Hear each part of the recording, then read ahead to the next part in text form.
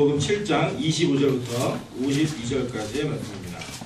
요한복음 7장 25절부터 52절까지의 말씀입니다.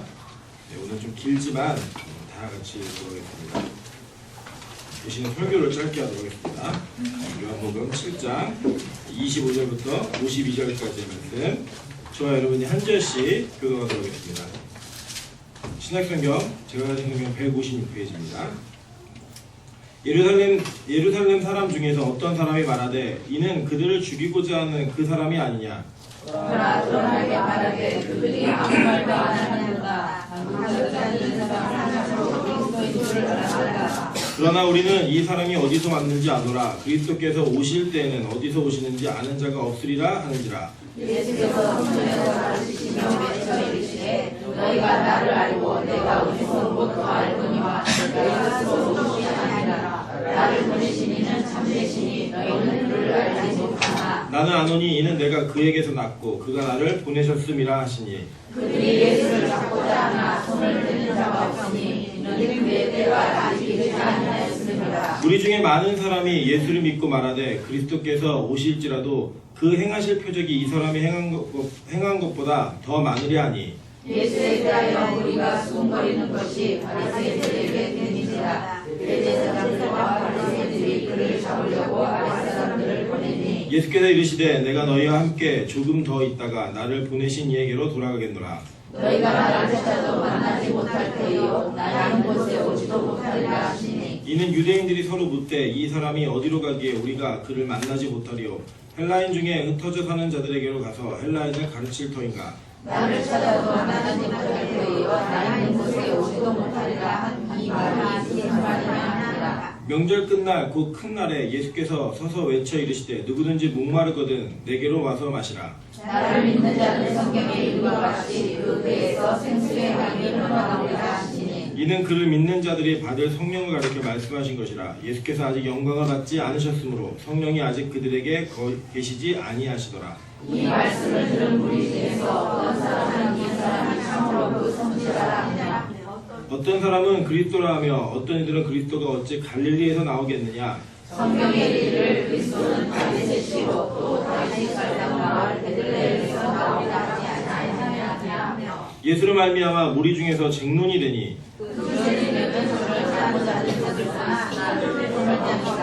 아랫사람들이 대제사장들과 바리새인들에게로 오니 그들이 묻되 어찌하여 잡아오지 아니하였느냐. 아랫사람들이 대답하되 그 사람이 말하는 것처럼 말한 사람은 우리가 기억하지 아니하니 바리새인들이 대답하되 너희도 미혹되었느냐. 당국자들이나 바리새인 중에 그를 믿는 자가 있느냐. 율법을 알지 못하는 이 무리는 저주를 받은 자로다. 그 중에 한 사람이 오전에 예수께와 왔던 니고데모가 그에게 말하되 우리 율법은 사람의 말을 듣고 그 행한 것을 알기 전에 심판하느냐. 그들이 대답하되 너도 갈릴리에서 왔느냐. 찾아보라. 갈릴리에서는 선지자가 나지 못하느니라 하였더라. 아멘. 우리 주변에 있는 분들에게 이렇게 한번 인사하도록 하겠습니다. 내 옆에 앉은 그분이 이미 복 받으셨습니다. 내 옆에 앉은 이미 복 받았습니다. 우리가 서로에게 기쁨의 은혜를 전달할 수 있는 그런 사람이 되었으면 좋겠습니다. 함께하는 사람이 나에게 기쁨이 된다는 건 참 은혜고요. 내가 누군가에게 기쁨이 될 수 있다는 것도 참 기쁨이라고 생각합니다. 우리 교회가 1년 내내 그런 기쁨이 있었으면 좋겠습니다. 그래서 꼭 그렇게 안 뜬 분하고 앉지 마시고 오늘은 이 사람이랑 내일은 저 사람이랑 이렇게 앉아보시면서 이 사람이 우리한테 어떤 은혜가 있는가 그러면서 나랑 잘 맞는 사람과 또 한 해를 또 보낼 수 있는 그 은혜가 있었으면 좋겠습니다. 네, 오늘은 요한복음 7장 25절부터 52절까지 좀 다소 긴 말씀이지만 여러분 읽어보시지만 그 구절도 짧죠? 네, 대화 형태로 되어 있습니다. 그래서 이 말씀을 가지고 갈증 해소라는 제목으로 하나님 말씀 굵고 짧게 전하도록 하겠습니다. 그래서 명절에 여러분에게 무슨 선물을 드릴까 하다가 설교를 짧게 하는 선물을 드리겠다 생각이 들었습니다. 네, 먼저는 이 요한복음에서는요, 요한복음이 사복음서 중에 가장 늦게 쓰여졌습니다. 그래서 이 요한복음에 나타난 예수 그리스도는 이 사복음서에 있는 예수 그리스도를 어느 정도 전제하고 그 전제 속에서 예수님이 가지고 있었던 예수님의 사명과 그분이 왜 진짜 그리스도인지를 유대인들과 또 이방인들에게 정확하게 전달하기 위한 목적으로 쓰여졌습니다. 그래서 이 요한복음을 읽다 보시면 내가 믿는 예수가 어떤 분이신지를 정확히 알 수가 있습니다. 사실 제가 요한복음을 강의를 지금 제 기억으로 한 3-4번째 하는 것 같아요. 3-4번 할 때마다 느끼는 게 뭐냐면 사실은 제가 요한복음을 처음에 다룰 때는 이 초신자들을 위해서 다루는데 요한복음을 교회에다 이렇게 가르치다 보면은 깜짝깜짝 놀라는 일이 오랫동안 믿었던 분들이 내가 예수 안 믿었던 것 같다고, 내가 새로운 예수 다시 만나는 것 같다고 이런 얘기들을 하십니다. 물론 거기에 저도 포함됩니다. 이 요한복음을 전할 때마다 내가 믿고 있던 예수님이 이런 분이셨구나 라고 하는 그 은혜를 다시금 좀 누리게 되는 기쁨들이 있거든요. 그래서 이 요한복음을 통해서는 내가 믿는 예수님이 어떤 분이신지를 정확히 알 수 있고, 또 그 예수에 대한 반응 속에 이 사람들의 반응이 지금 이 시대에도 반복되고 있다는 걸 보시게 될 겁니다. 특별히 이제 오늘은 거기에 대한 아주 절정들이 나오거든요. 보시면 이런 거예요. 예수님이 이미 6장에서 내가 생명의 떡이다라고 말씀하셨어요. 노골적으로 자기의 정체성을 드러내셨습니다. 내가 생명의 떡이고 나를 먹어야 영생한다라고 말씀하셨다는 거예요. 이제 1번에 나와 있는 이야기예요. 근데 그 얘기를 들은 사람들의 반응이 아주 재밌었습니다. 여러분 기억나시죠? 그 중에 예수님을 따르던 제자들이 그 말을 듣고 이 말씀 너무 어렵다라고 할 때 그 어렵다가 걸림이 된다는 뜻이었죠. 나 이거 걸림이 돼. 나 못 다니겠어. 부담스러워. 이래서 다시는 예수와 함께하지 않고 12제자만 딱 남습니다. 그러니까 아무리 많은 자가 예수를 쫓았다 할지라도 그 쫓음 속에 예수님이 진짜 내가 누구인지를 딱 얘기해버리니까요. 그 이야기를 듣고 내가 따르던 예수님이 아니네? 내가 기대하던 예수가 아니네? 라고 하면서 예수를 떠나는 자들이 생겼다는 거예요. 여러분 실제로 우리 생활 가운데 내가 믿고 있는 예수, 내가 기대하던 예수가 실제 성경에 쓰이는 예수와 다를 때가 있습니다. 충격이죠. 나는 이런 예수님인 줄 알고 따라왔는데, 나는 이런 예수님인 줄 알고 내가 믿었었는데, 말씀을 통해 확인하는 예수님은요, 그걸 우리에게 제공하는 분이 아니더라는 거예요. 내가 거래하고 뭔가 딜을 해서 더 많은 거 얻어내는 그런 분이 아니라 오히려 나의 모든 것을 다 드려도 아깝지 않은 분, 그리고 그 분이 나에게 이루어주시는 것이 내가 기대했던 것들이 아니라 전혀 다른 방향의 성취가 있었을 때 충격들이 있습니다. 나는 이런 하나님이 아니었는데, 내가 기대하던 하나님은. 그런 예수님이 우리에게 나타났을 때 반응은 딱 한 가지라는 거예요. 떠나든지 따르든지. 회색지대 없습니다. 좀 더 지켜보자. 이런 사람도 없었고요. 다 떠나든지 아니면 따르든지 이 둘 중에 하나를 했다라는 거예요. 여러분들 예수님에게는 팬만 있습니다. 그냥 팬과 안티팬이 있어요. 네, 저도 그런 성향이 좀 강한데 저를 그냥 대체적으로 괜찮아 이런 사람도 없어요. 그냥 저를 좋아하든지 싫어하든지 둘 중에 한 분이 있어요. 대부분 보면은.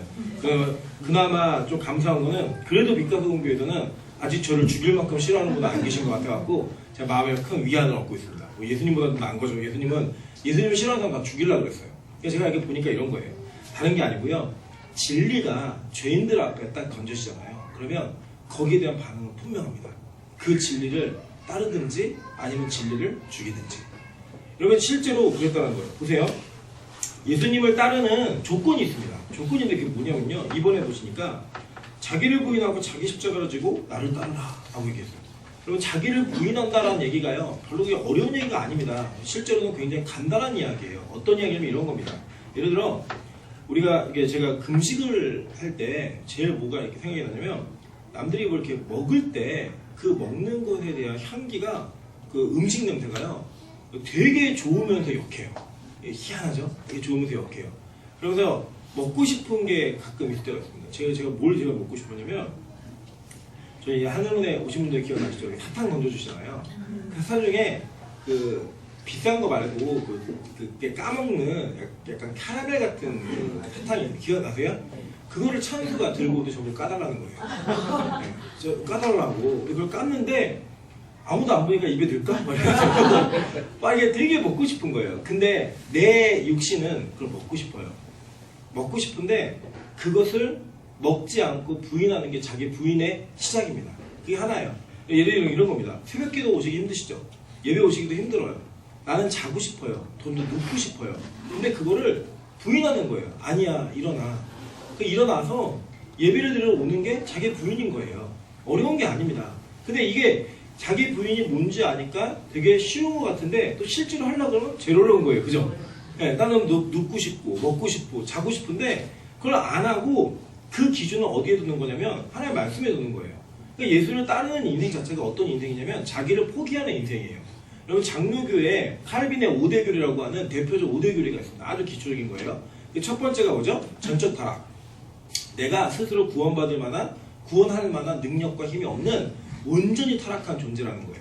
그다음에 무조건적 선택, 그죠? 하나님이 조건으로 선택한 게 아니라 무조건적으로 그냥 무작위로 선택했다라는 거예요, 그죠? 선택했다는 거고, 그다음에 제한적 속죄. 그러니까 하나님이 구원받을 자들만 선택해가지고 그 구원받은 사람들만 속죄함을 주셨다는 거예요. 그리고 불가항력적 은혜. 하나님께서 그 은혜를 주시면 내가 거부할 수 없다는 거예요. 마지막이 성도의 견인. 하나님이 책임진 사람, 한 번 찍은 사람은 끝까지 책임진다는 거예요. 제가 그 교리를 이렇게 공부하면서 딱 한 가지를 깨달았을 때 그때 울었어요. 감사해서가 아니라 억울해서. 이 5가지 교리에는요, 자아가 없어요.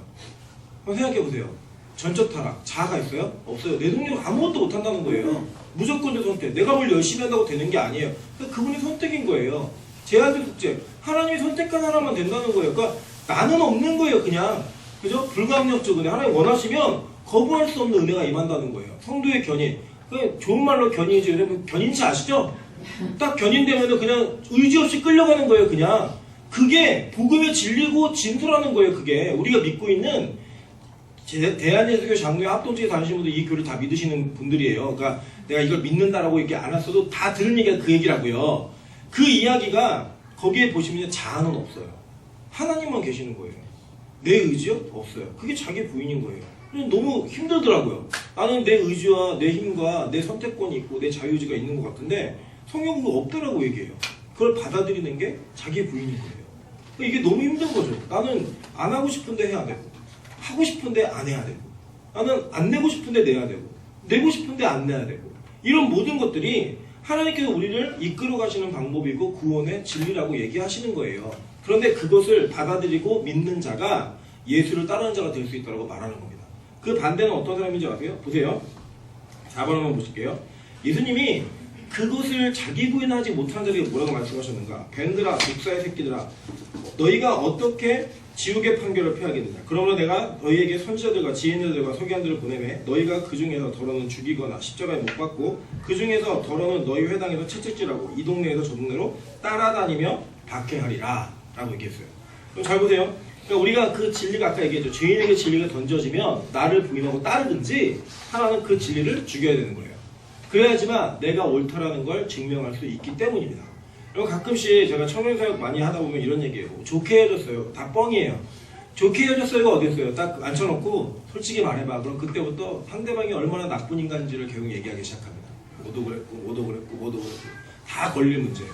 그렇게 얘기해야지만 자기가 피해자라고 하는 거, 내가 옳다라고 하는 게 증명되기 때문입니다. 여러분 여기서도 우리가 평소에 사이 되게 좋아 보이죠? 근데 이 좋은 사이가 깨지고 헤어지게 되잖아요. 그러면 헤어짐 속에서부터 출발하는 건 뭐냐? 상대가 얼마나 나쁜 인간인지를 증명해야 돼요. 그래야 내가 옳은 자가 되는 거예요. 여러분 잘 생각해 보세요. 예를 들어서 고부 간의 갈등, 뭐 친척들 간의 어려움, 그죠? 그리고 뭐 형제들 간의 어려움, 부모 자식 간의 갈등이 있잖아요. 그러면 보통은 다 그래요. 저도 잘못하긴 했지만요 라고 얘기하면 그리부터 누구 얘기해요? 다 상대방이 얼마나 나쁜 인간이고 얼마나 손가락질 받아야 되는지를 설명해야만 되는 거예요. 그래야 내가 옳은 자가 돼요. 잘 보세요. 진리가 던져졌을 때 자기를 부인한다라고 하는 것은요, 내가 얼마나 잘못 살았는지를 얘기해야 되는 거예요. 내가 얼마나 틀렸는지를 말해야 되는 거예요. 근데 이게 정말 쉽지가 않아요, 여러분. 제가 지난번에도 한번 말씀드린 게 있을 거예요. 장년부가 되면 될수록, 나이가 들면 될수록 은혜 받았다고 얘기하는데 안 변해요. 왜 그런지 아십니까? 우리가요, 내가 무언가를 잘못했습니다, 은혜 받았습니다, 그렇게 얘기할 때는 여지껏 살아온 내 인생을 다 부정해야지만 주님께서 말씀하신 거 따라갈 수가 있는데 너무 오랫동안 쌓아온 게 많은 거예요. 그러니까 그것을 잘못했다고 얘기하기 힘든 거예요. 근데 어린아이들은요 괜찮아요. 어린아이들은 금방 제가 잘못했다고 얘기해요. 금방 바꿔요. 물론 또 금방 바뀌어요. 다시 금방 바뀌어요. 왜냐? 금방 부정하는 것이 어렵지가 않아요. 얼마 안 되거든요. 예를 들어 이런 겁니다.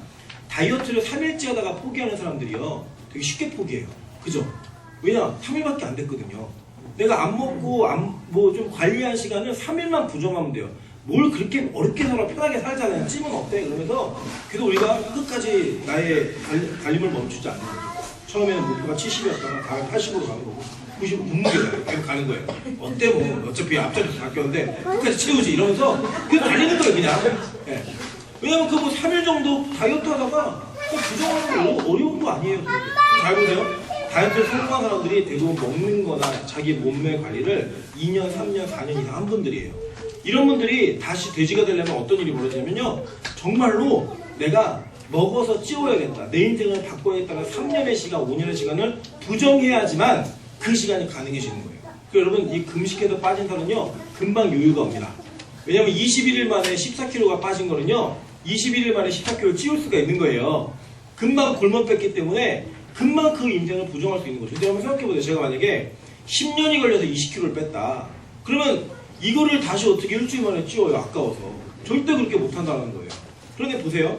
바리새인들 서기관들은 평생을 자신들이 율법이라는 가치를 붙들고요. 살아온 사람들이에요.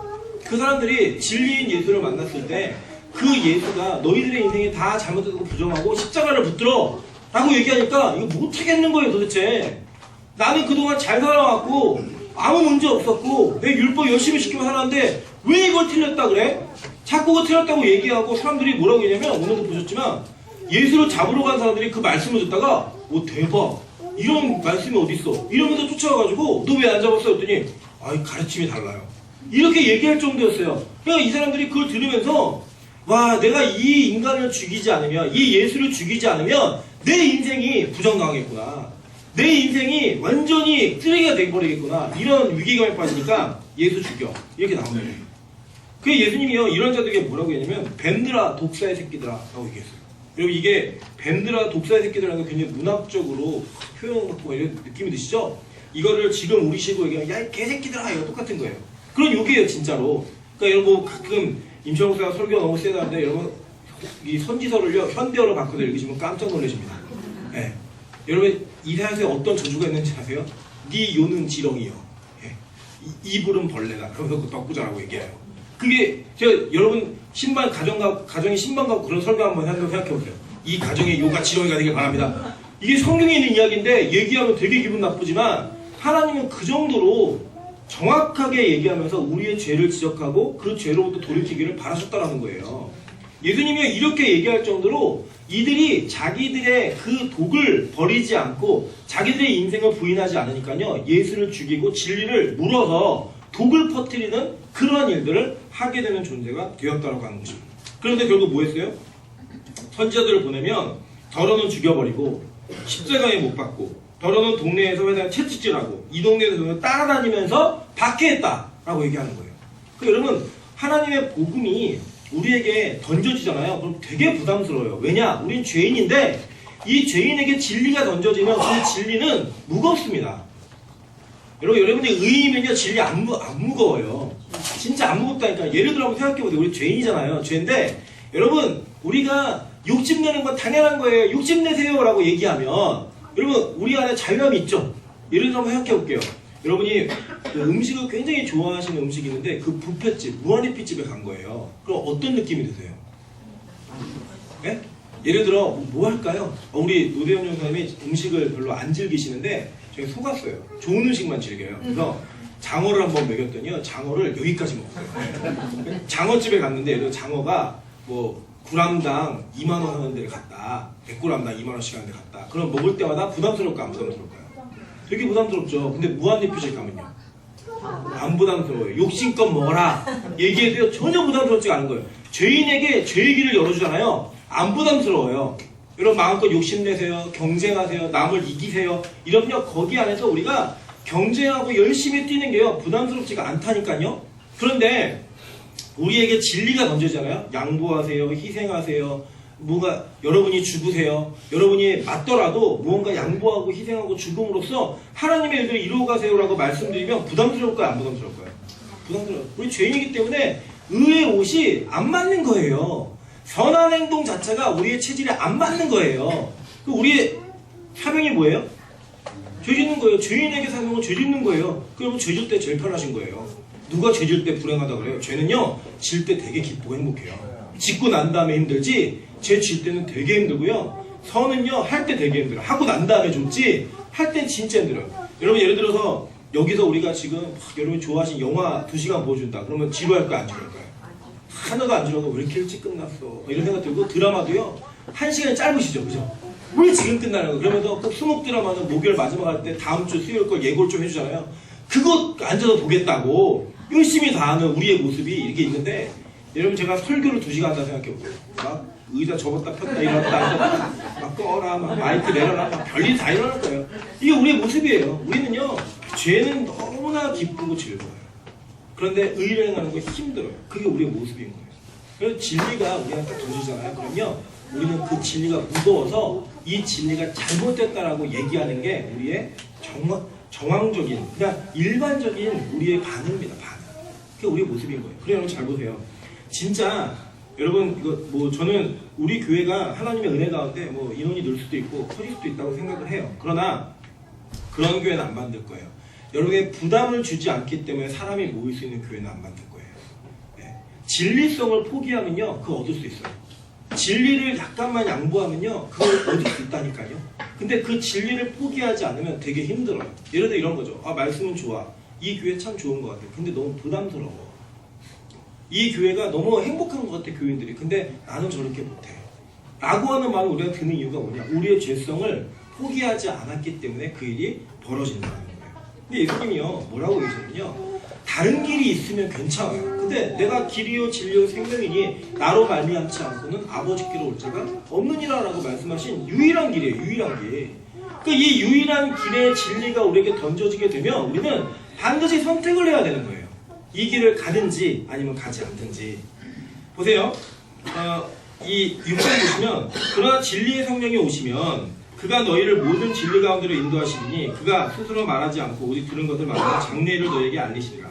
그가 내 영광을 나타내니 내가 내 것을 가지고 너희에게 알리시겠음이니라 라고 얘기해요. 그러니까 성령의 역사도 마찬가지인 거예요. 여러분 뭐 성령의 역사가 우리에게 임하면 그 임하는 것 가운데 여러 가지 이적과 기적이 일어날 수 있습니다. 있어요. 그래서 저는 그거 부인하지 않아요. 저 눈으로도 봤고 실제로 제가 체험도 했어요. 그러나 중요한 게 뭐냐. 그 체험과 그것이 진리로 귀속되지 않으면 다 잘못된 거예요. 그 이방인들도 다 합니다. 귀신도 다 합니다. 근데 그 은혜를 경험하고 나서 진리로 가게 되잖아요. 그럼 그 은혜가 우리를 힘든 길로 이끌어내요.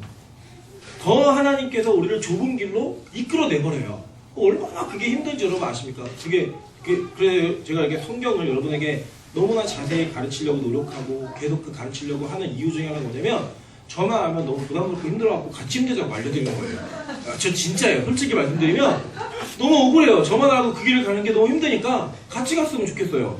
네, 누가 이게 옆에 그래 있어야 덜 불안하잖아요. 여러분도 어려운 길 가실 때 옆에 누가 같이 있으면 좀 덜 부담되지 않으세요? 그죠? 그렇잖아요. 그래도 여러분 항상 그런 거잖아요. 맨날 시험지에 틀린 거 써놓고서 틀린 애들 모으잖아요.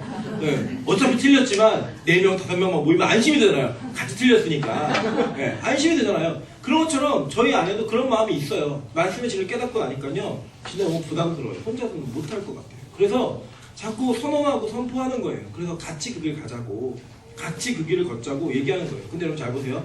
우리 안에 어떠한 이적과 기적과 놀라운 일이 일어난다 할지라도요. 그것이 예수 그리스도를 증거하지 않으면 그거 다 거짓말이고 헛것입니다.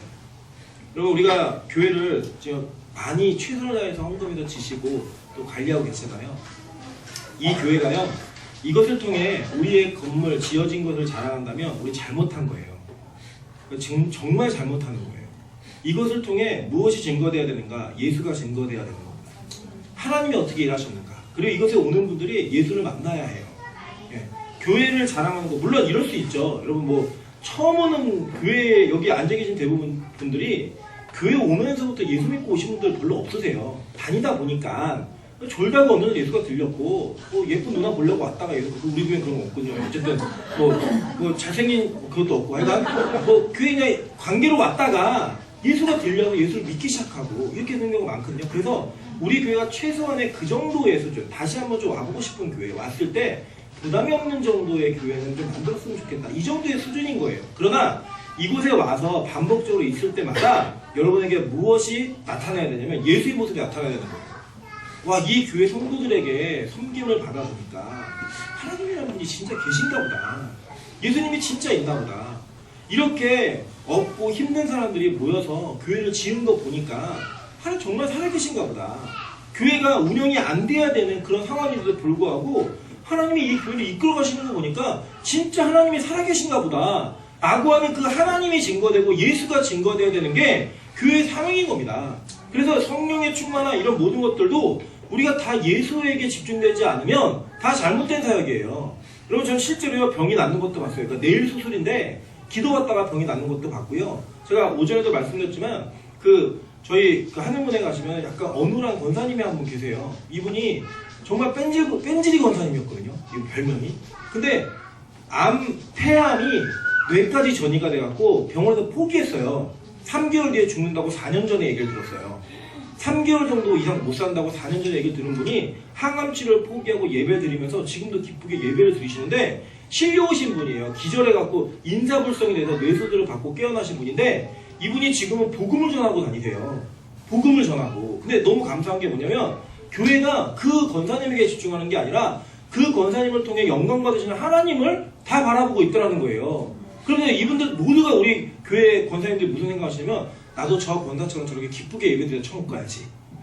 그분은 천국에 대한 소망이 확실히 있어요. 오늘 죽어도 괜찮대요. 오늘 죽어도 난 천국 갈 소망이 확실히 있다고 믿으면서 얘기하니까 그게 기적이 아닌 거고 당연한 결과가 되는 거예요.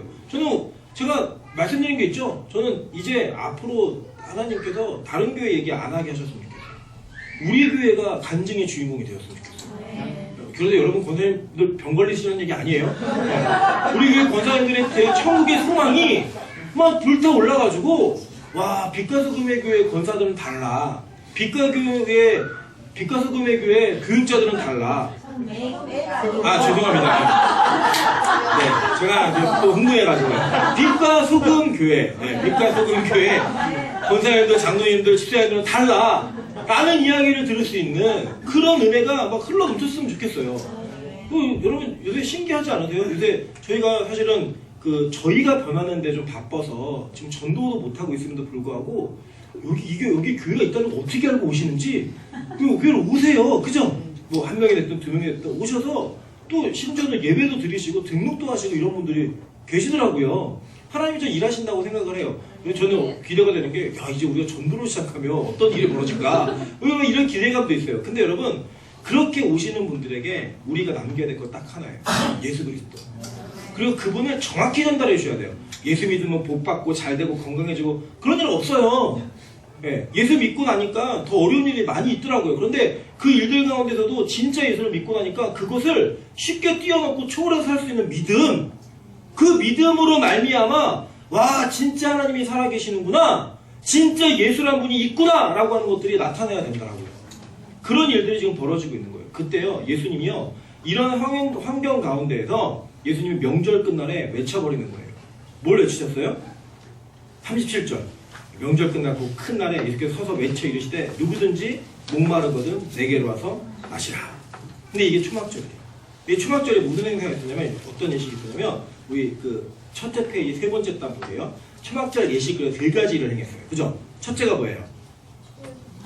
장막행화. 두 번째는 제단에 물 붓기. 세 번째는 촛대 세우기. 자, 이게 언제부터 있었는지는 명확하지 않지만 이 초막절을 지내면서 이 사람들이 이 장막을 지어서 그 장막을 사는 일들을 다 지금도 하고 있습니다. 지금도. 그래서 이스라엘의 그 전통적인 아파트들은 베란다가 다 넓어요. 베란다에다가 천막을 짓고 거기서 일주일 동안 살 수 있을 만큼 넓어요. 그 베란다를 지어야 되고 그 하늘이 보여야 되기 때문에 베란다가 이렇게 층층해서 남들을 가리지 않아요. 조망권을 가리지 않고 그 별을 볼 수 있게 그렇게 지어놓는 게 일반적인 그 건물의 건축법이었습니다. 그러니까 산 위에다 또 짓고요. 그런데 이렇게 지으면서 자신들이 지금 출애굽 결과로 이런 삶을 살 수 있다는 것을 기억하면서 일주일 동안 거기서 삶을 살았어요. 그리고 또 한 가지 뭐였냐면 에스겔서에 보면은 우리 말씀 구절에 넣었는데 성전으로부터 성전 남편에서부터 물이 흘러나와갖고 동편으로 흘러갖고 성전 전체가 적셔지는 그런 환상을 에스겔이 봅니다. 성전 회복의 환상을. 그것을 재현해내는 거예요. 그래서 제사장들, 레위지파의 제사장들이 하는 일이 뭐였냐면 이 초막절 기간 내내 실로암에서 물을 떠다가 성전 제단에다가 계속 물을 붓어요. 마르지 않게. 계속 물을 부는 일을 한 거예요. 그러니까 그 환상으로 보여진 일을 기대하면서 회복을 위해서 계속 물을 갖다 붓는 일을 했던 거예요. 그리고 이제 촛대를 세우는데 뭐 사람에 따라서 다르지만 약 45m 정도의 장대가 되는 높이에다가 횃불을 달아갖고 이스라엘 예루살렘 어디에서든 볼 수 있을 정도로 높은 위치에다가 횃불을 달아서 그 빛이 되는 걸 얘기했더라고요. 얘가 세상에 빛이다라고 얘기할 때 이때 또 얘기하신 거예요. 이 예수님이. 근데 그 중에 두 번째 제단에 물 붓는 일을 예수님이 하신 건데 뭐라고 했냐면 내가 바로 생수의 근원이다 라고 얘기하시는 거예요. 네. 그러니까 제가 말씀드렸죠. 그 요한복음에서는 절기를 중심으로 예수님이 복음을 시청각 교육으로 전해 주셨기 때문에 절기를 좀 아시는 것이 중요하다고. 그래서 아마 이제 그 저희 성역 공부 과정 가운데 절기만 공부하는 과정이 아마 개설될 거예요. 뭐 누가 할지는 가위바위보 하겠습니다. 뭐 지금 저도 이제 절기를 많이 가르쳤는데 이 절기를 통해서 복음서를 보다 보면은 아 이래서 예수님이 이렇게 말씀하셨고 이스라엘 백성을 들었을 때 이게 뭐가 생각났겠구나 이런 게 다 느껴지는 거죠. 근데 이 절기를 통해 예수님이 오늘 말씀하신 게 뭐냐면 목마른 자들은 나에게 와서 마시라는 거예요. 영혼의 갈증을 채우라는 거예요. 여러분 영혼의 갈증은요 여러분이 어떤 것이 채워진다 한들 절대 채워지지 않습니다. 우리는 이 세상의 권력과 힘과 돈과 명예가 우리의 영혼을 만족시킬 수 없다는 것을 우리는 매번 확인하면서 삽니다. 한번 잘 보세요. 우리나라 최고의 권력자가 어떤 이유가 됐든 간에 부엉이 바위에서 떨어졌습니다. 그죠? 우리나라의 최고의 인기를 누린 연예인들이 여러분 뭐가 하시었겠어요? 계속 여자애들 중에 자살하는 애들 있죠? 그죠? 여자 연예인들 중에 걔네 사진 보셨어요? 우리 자매들 다 합쳐도 못 이겨요. 그런 외모를 갖고 있고요. 어린 나이에 이미 자기 소유의 건물이나 돈 걱정하지 않고 살 만큼 모든 것들이 다 갖춰져 있어요. 근데 걔네들이 왜 죽을까요? 걔네들이 자기 스스로 목숨을 끊어요. 그죠?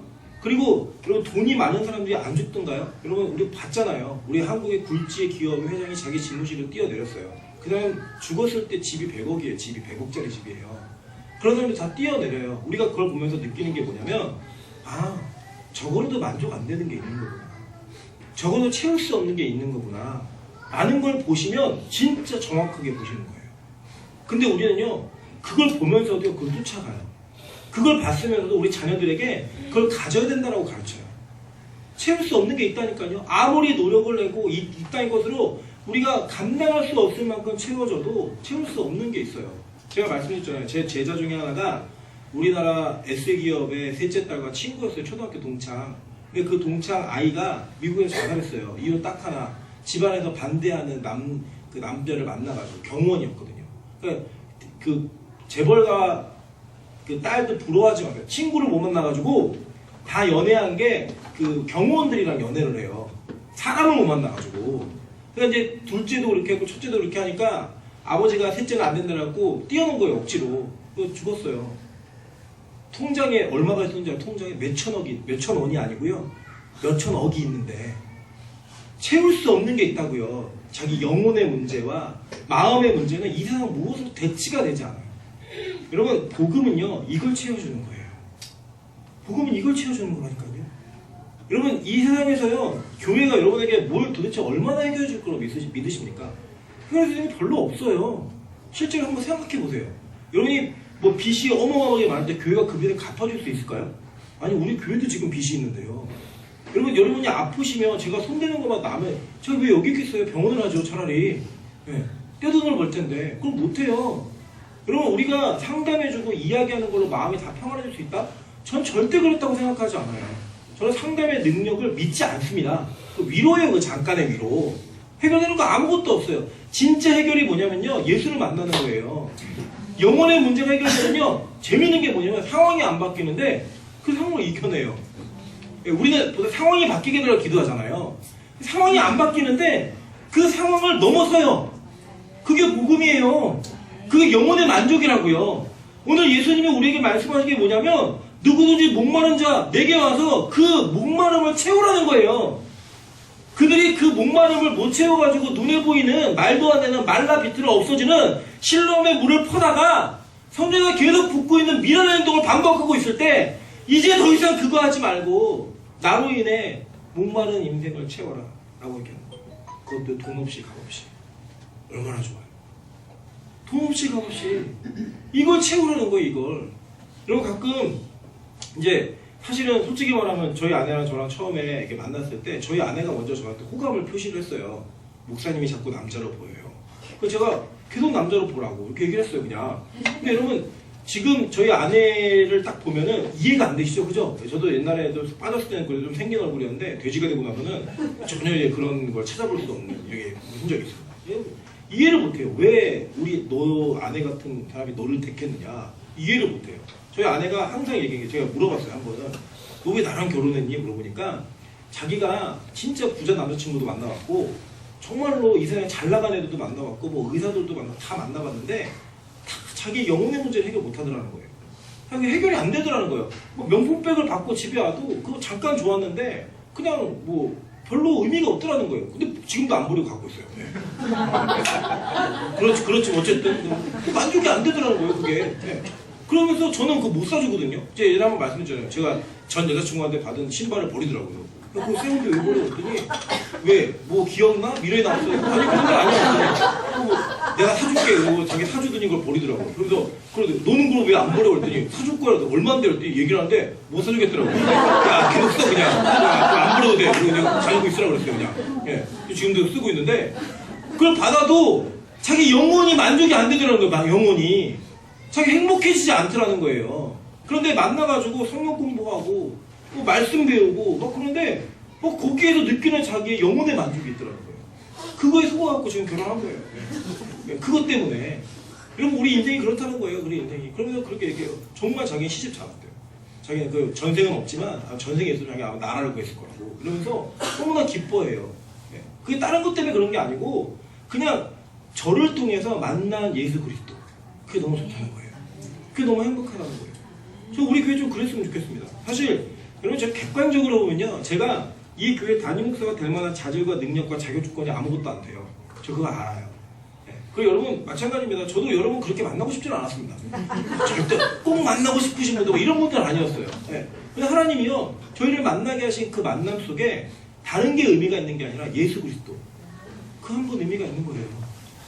여러분 그걸 우리가 서로에게 줄 수 없고 서로 그분을 바라볼 수 없다고 한다면 이 만남은 큰 의미 없어요. 그걸로 말미암아 우리의 영혼의 갈증이 해소되는 거예요.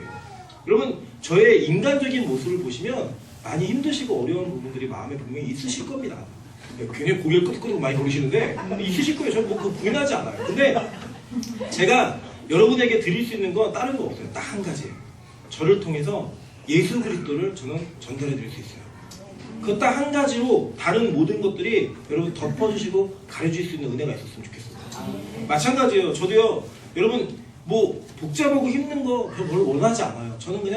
저는 하고 싶었던 게 뭐였냐면 그냥 맨날 그냥 애들 앉혀놓고 성경 가르치고 성경 공부하고 이런 거 하고 싶었지 막 교회 행정 이런 거 별로 보고 싶지 않았어요. 옛날에 저 그런 거 되게 좋아했거든요. 근데 지금 그런 생각도 별로 안 들고 뭐 하자를 거 미루는 것도 많고 그게 너무 좋았어요. 그냥 성경 가르치고 설교하고 이것만 하고 싶었어요. 근데 이제 막상 되고 나니까 뭐 여러 가지들을 해야 돼요. 여러 가지들 신경 써야 되고. 그러나 저는 그 과정을 통해 예수님께서 우리 교회에 어떻게 일하시는지를 정말 보고 있어요. 너무 감사해요. 제가 아까도 또다시 말씀드리지만 마지막 그 금식할 때 여러분이 앉아 계신데 힘이 너무 나는 거예요. 물론 제가 거기서 또 오버해갖고 40일 하겠습니다 할까봐 제가 이거만 하지 말자 막 얘기하면서 결국 절제하고 이러면서 결국 뭐 끝까지 맞췄지만 하나님의 은혜 가운데 그냥 여러분의 그 만남 속에 하나님이 이 만남을 허락하셨구나. 우리에게 예수 그리스도가 있구나라는 그 기쁨이 너무나 큰 감격인 거예요. 그러니까 요새는요, 여러분 진짜 기도만 하면, 눈을 감으면 여러분 얼굴이 이렇게 떠올라요. 확 떠올라요. 그리고 뭐 기도도 하게 되고, 그래요. 제가 기분 좋은 문자 하나 받았는데, 우리 요즘 김영란 성도님께서 수술을 하셨어요. 다행히 감사한 거는 큰 수술인 줄 알았는데, 작은 수술이 돼가지고 조금 감사했어요. 근데 할머님이 넘어져갖고 부러졌다가 회복하셔갖고 수술하고 난 다음에 목사님이 같이 계셨다고. 어느 목사님이 같이 계셨다고 하자 생각하다 철 목사님이 같이 있었다고. 저 같이 수술대 있던 줄 알고 친구들이 임철 목사님 와서 수술 때 왔다 갔냐고. 저 금식하고 있었거든요. 근데 제가 기도했어요. 진짜로. 하나님 은혜 가운데 수술이 잘 될 수 있게 도와달라고. 근데 제가 직접 간 건 아니지만 하나님의 그 은혜 가운데 오신 걸로 그냥 오셨다고 얘기하세요 그냥. 그걸 믿으시는데 굳이 그 꿈을 깰 필요 없잖아요. 안 왔어 엄마 착각이야 이러지 말고 오신 것 같다고. 기도 많이 하신 것 같다고. 그런 은혜 속에서 이제 관계가 하나씩 맺어지는 것 같아요. 어떤 문제를 위해 기도할 때 옛날에 의무적으로 했는데 이제는 그 기도가 진짜로 예수님을 통해서 연결되어진 사랑의 고리들이 막 연결되는 게 느껴져갖고 내 아픔 같고 내 문제 같고 그게 기도가 되어져요.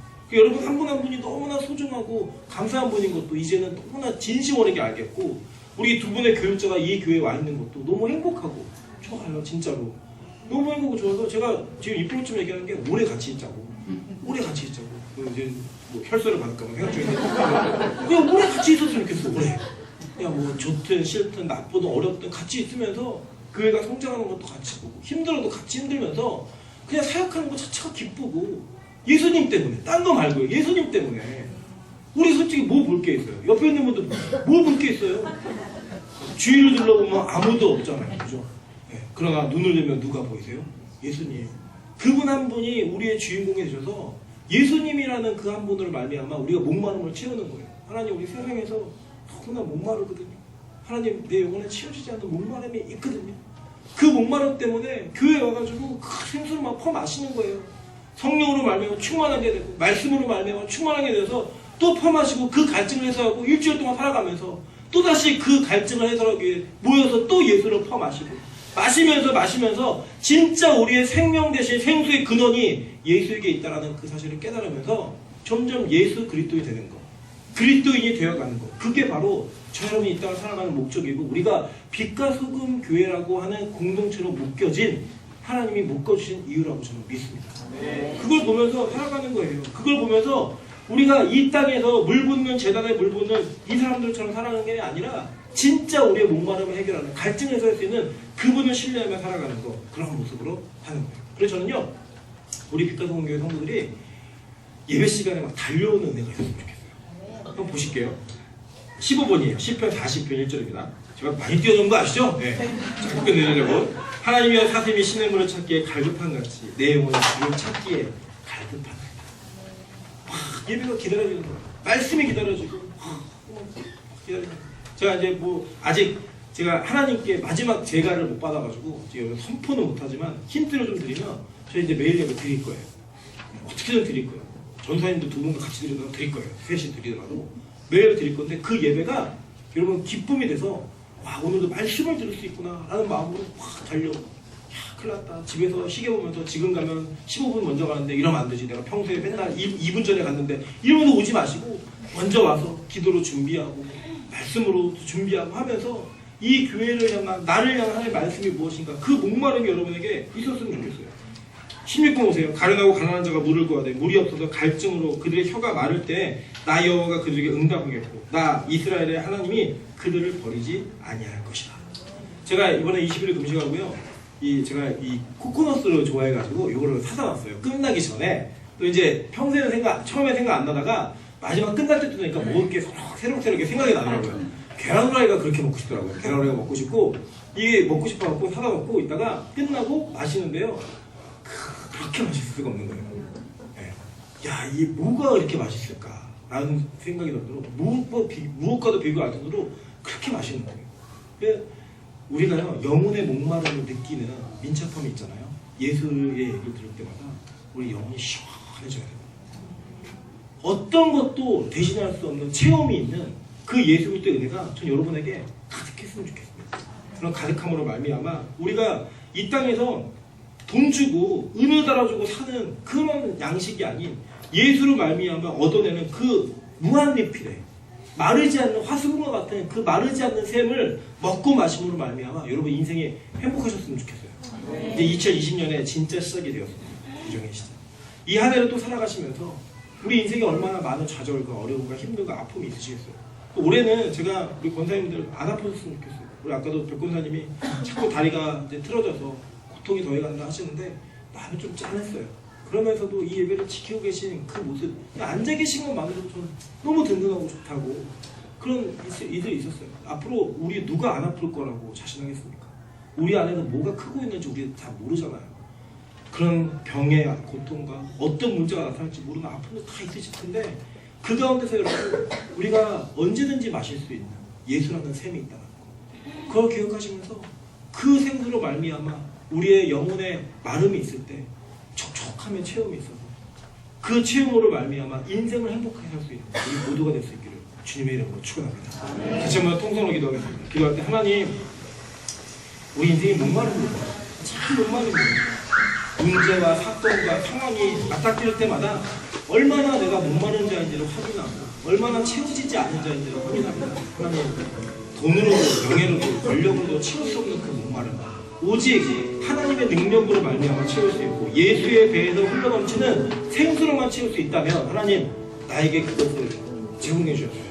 내가 그 예수를 마심으로 말미암아 영원히 목마르지 않는 은혜를 이렇게 달라고 우리 주여 한번 크게 외치네 통성으로 같이 한번 기도합니다. 주여